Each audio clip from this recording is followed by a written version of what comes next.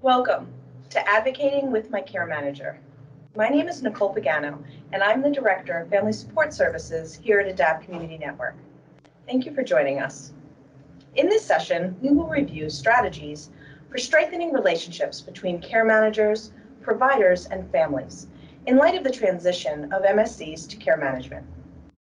It is my pleasure to introduce our presenters, Danielle Mazza, Assistant Vice President of Care Management for the Hudson Valley, Capital District, and North Country regions at Care Design New York, and Kristen Rybnicki, Senior Director of Care Management at Advanced Care Alliance. We hope you enjoy the webinar and take away some useful information for you and your family. Please don't forget to fill out our survey on our main page. Thank you. Hello, everyone.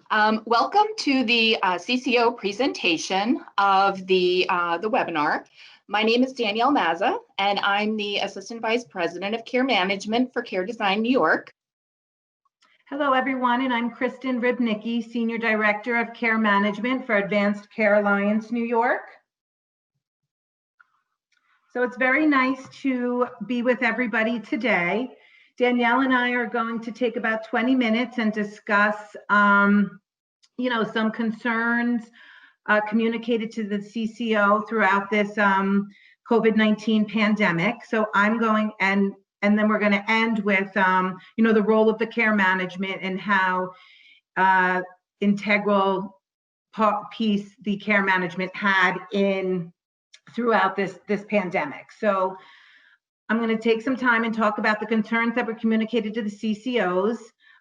One being the health and safety concerns regarding just ensuring the care managers, ensuring that the members and the families had food, water, that they had their medicine.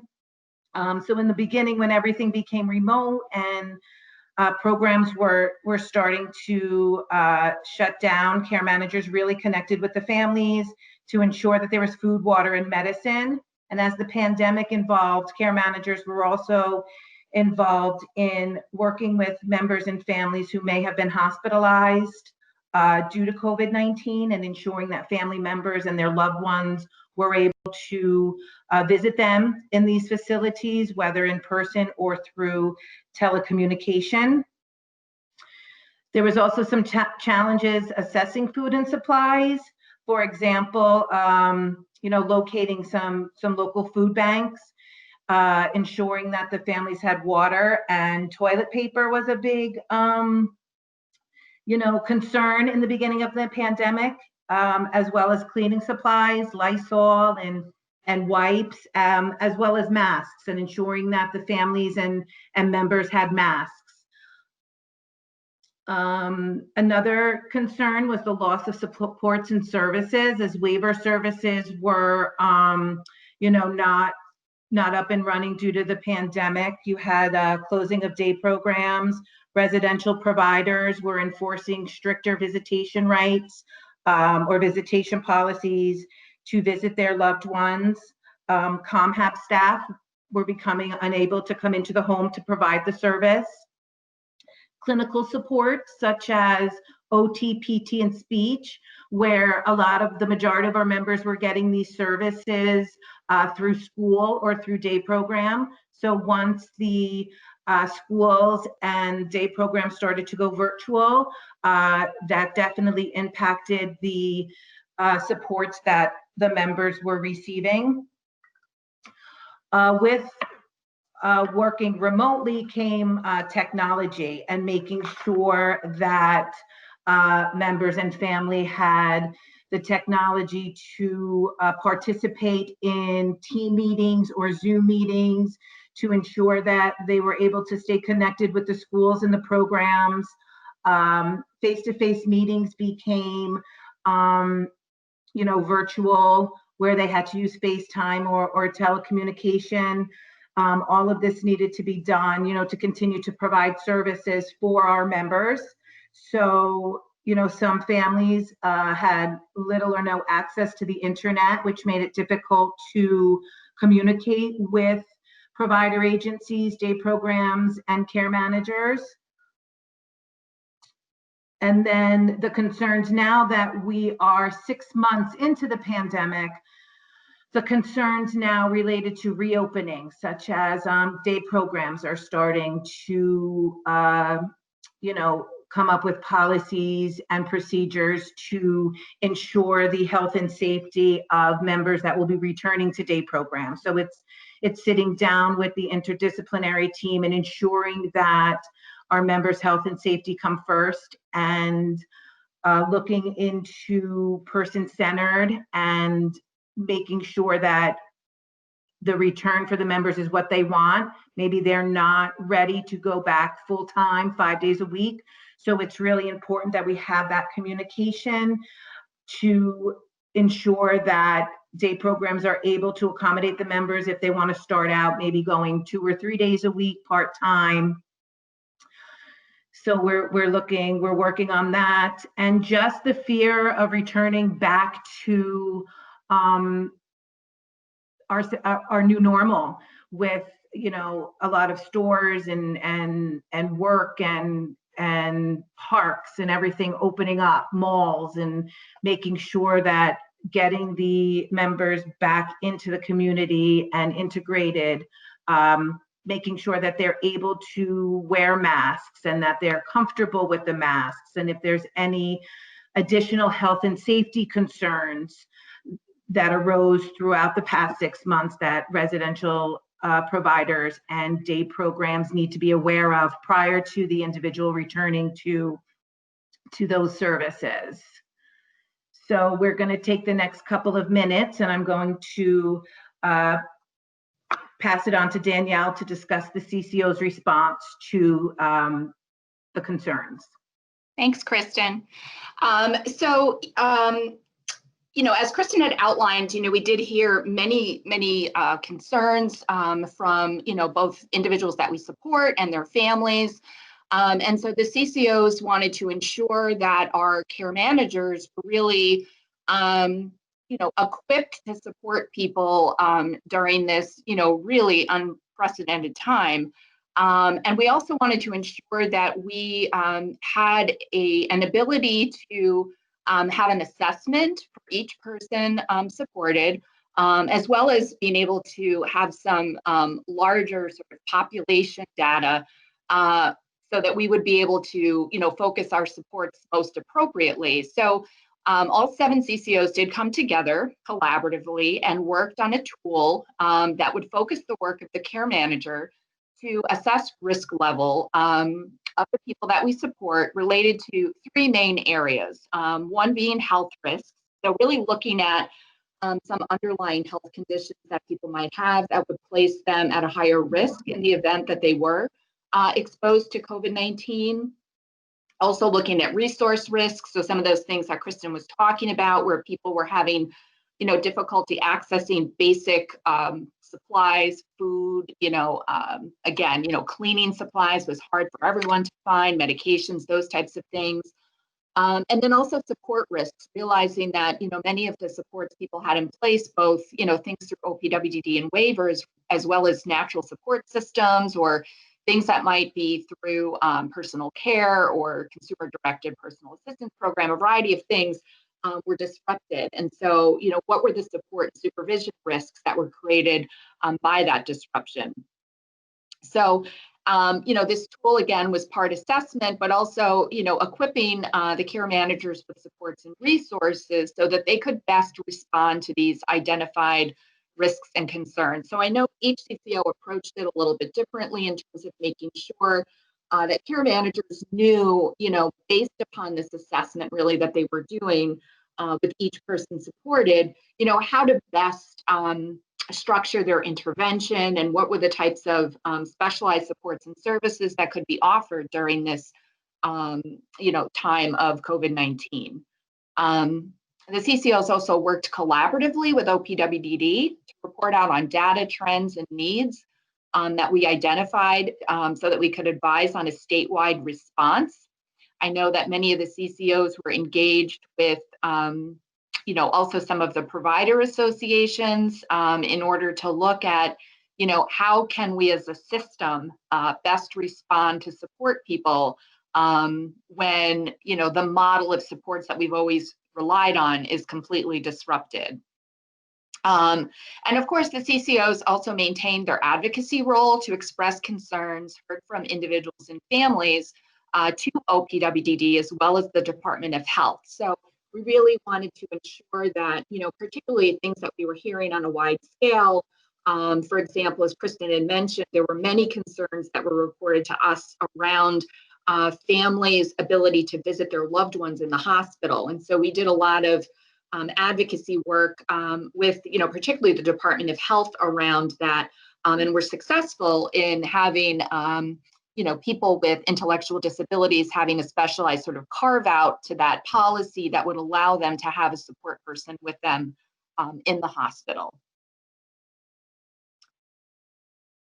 So we also just wanted to ensure that everyone knows that the CCOs, of course, we stand ready to support. And although the CCOs have largely gone to a remote model of support, all 7 CCOs have continued to actively provide support during the COVID pandemic. So care managers are working, care managers are probably busier than ever in order to do all of the things that they would typically do, as well as try to negotiate and navigate, again, this very difficult time to try to get those supports and services in place to individuals and families in order to make sure, people are, are as well supported as possible, and that people's health and safety needs, first and foremost, are protected and in place.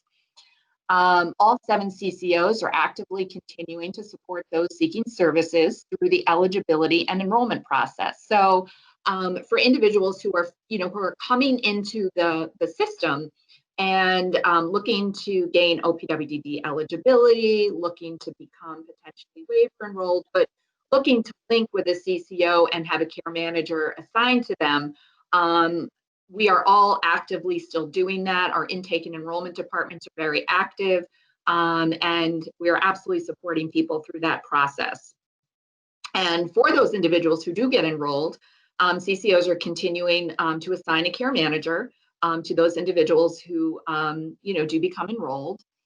Care managers are continuing to work with OPWDD and the developmental disability regional offices to request supports and services. So, there's been a lot of regulatory change during this period of time.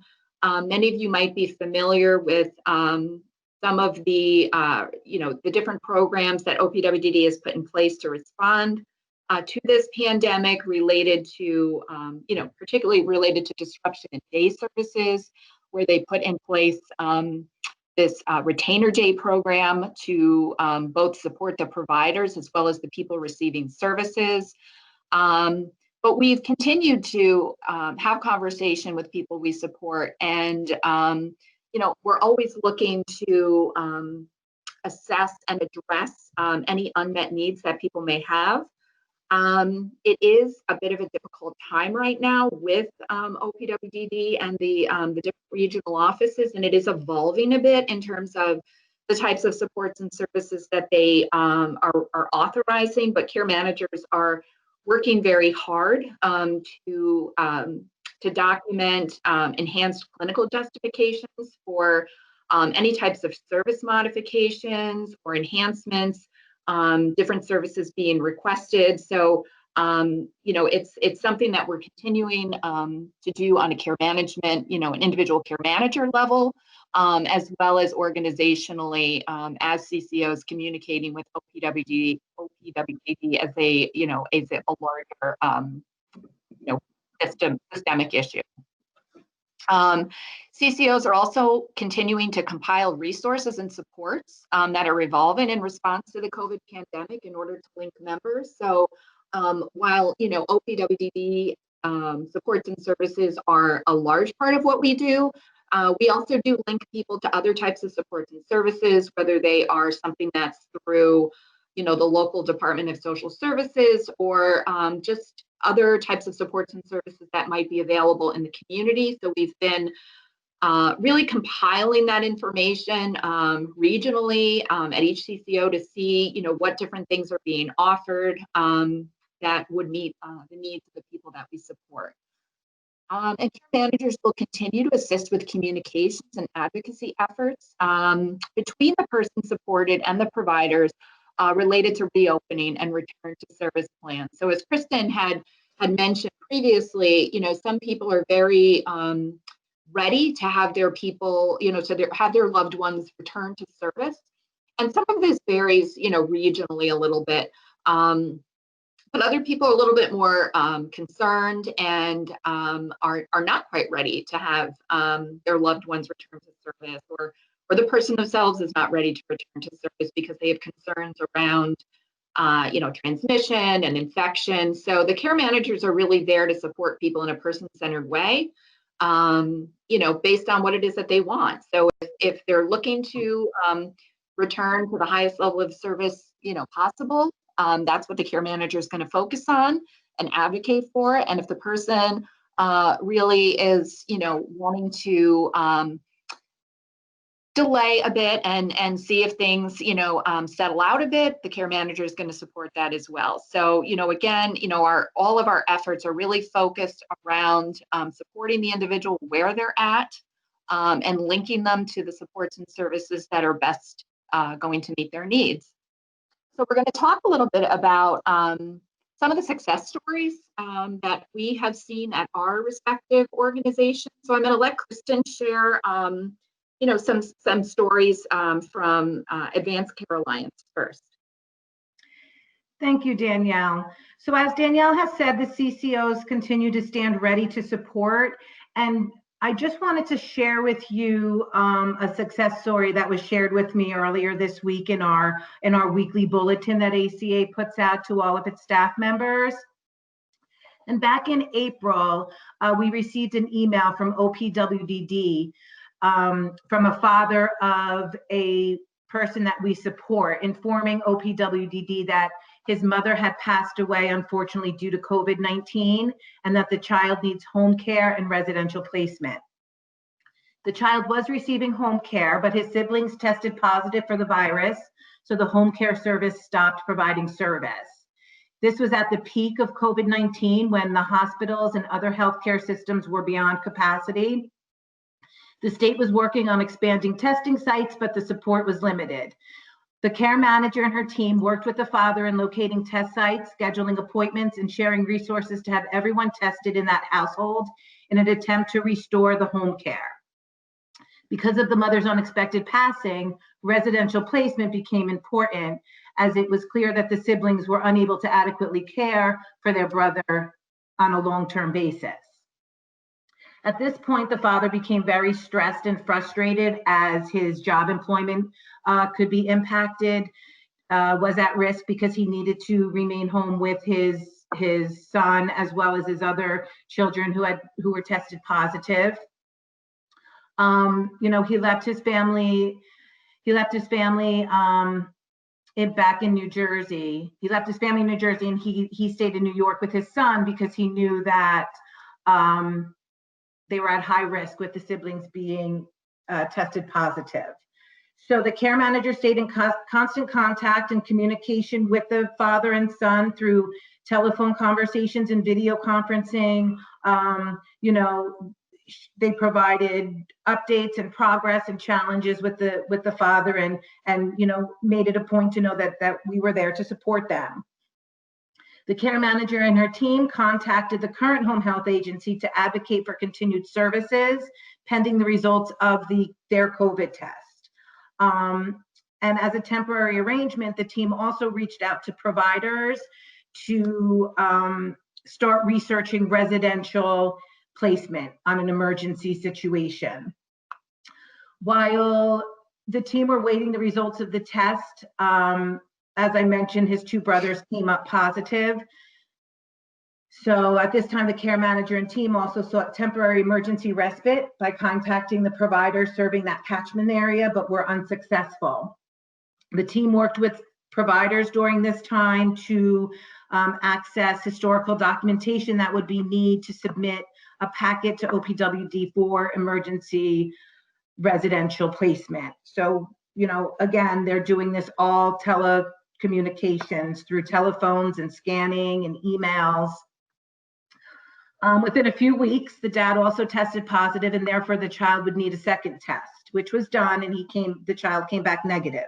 At this point, the application was submitted to OPWD and was approved for emergency residential placement. Prior to him being screened and visitation, the provider agency required a third COVID test. So again, the care manager worked with the father to coordinate and ensure that this third test was completed. The care manager really took the lead in setting up screening visits with the provider agency, making sure that meetings were being held, that all of the documentation was being gathered that the provider agency needed in order for this admission to be successful and smooth transition for the child. And with that said, the CM worked collaboratively with multiple stakeholders in all of this, and we did have a successful placement where the child was placed in an appropriate residential facility. So that's just one of our many, many success stories. So, as Danielle said, the CCO's care management continues to work diligently.